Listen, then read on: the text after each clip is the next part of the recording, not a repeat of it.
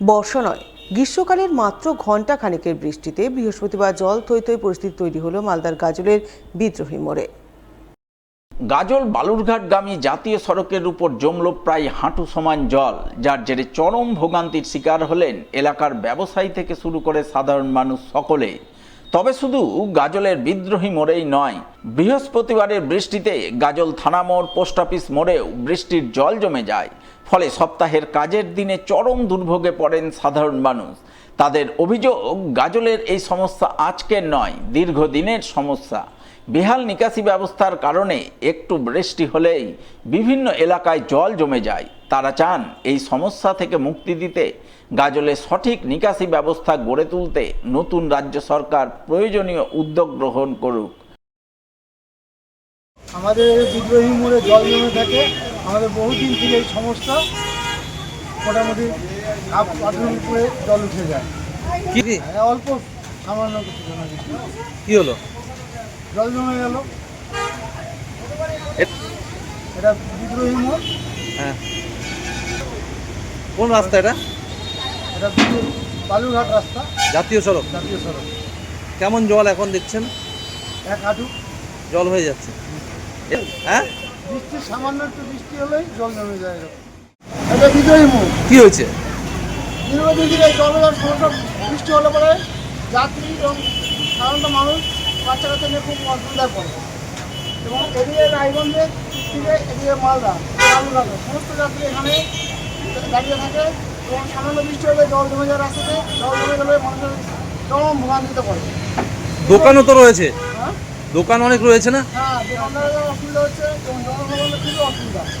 হ্যাঁ, দোকানে জল ঢুকে যাচ্ছে, ব্যবসায়ীদের পর্যন্ত ক্ষতি হচ্ছে। এখানে ড্রেন না থাকার কারণে জল জমে যাচ্ছে। এর আগে ড্রেন করেছিল, কিন্তু ড্রেনের কোনো কাজ হয়নি। এবার সেই ড্রেন জল নিষ্কাশন ব্যবস্থা ভালো নেই। যাত্রীদের বিভিন্ন ভোগান্তি হচ্ছে।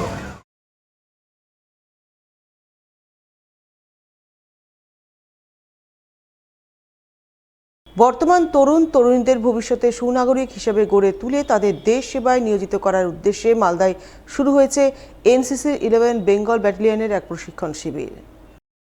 মালদা গভর্নমেন্ট মডেল মাদ্রাসায় বুধবার 10ই জুন থেকে শুরু হওয়া এই প্রশিক্ষণ শিবির চলবে আগামী 19শে জুন পর্যন্ত।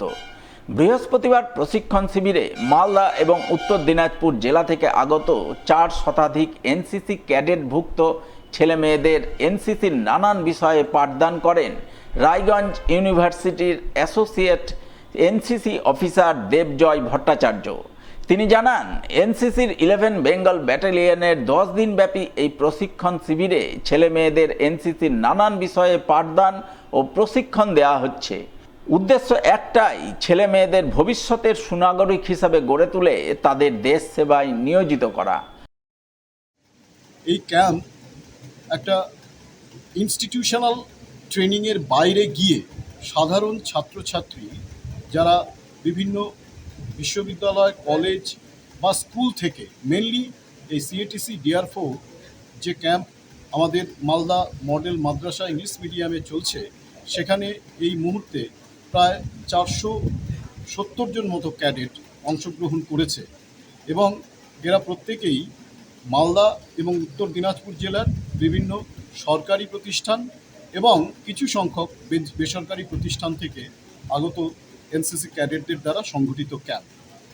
প্রাতিষ্ঠানিক এনসিসি শিক্ষার পাশাপাশি ক্যাম্প প্রশিক্ষণের মধ্যে দিয়ে এদের আগামী দিনে এনসিসির এ এক্সামিনেশন, বি এক্সামিনেশন এবং সি এক্সামিনেশন পাঠ্যক্রমের উপরে এদের পাঠদান করা হয় এবং একই সঙ্গে social service, community development, disaster management, national integration, personality development, leadership, NCC general history, environmental aspect বিভিন্ন বিষয়ের ওপরে শিক্ষাদানের পাশাপাশি আগামী দিনে এরা কেমনভাবে একজন সুযোগ্য নাগরিক হয়ে ভারতবর্ষকে সেবা করতে পারবে তার প্রাতিষ্ঠানিক শিক্ষা এখানে সংগঠিত করা হচ্ছে।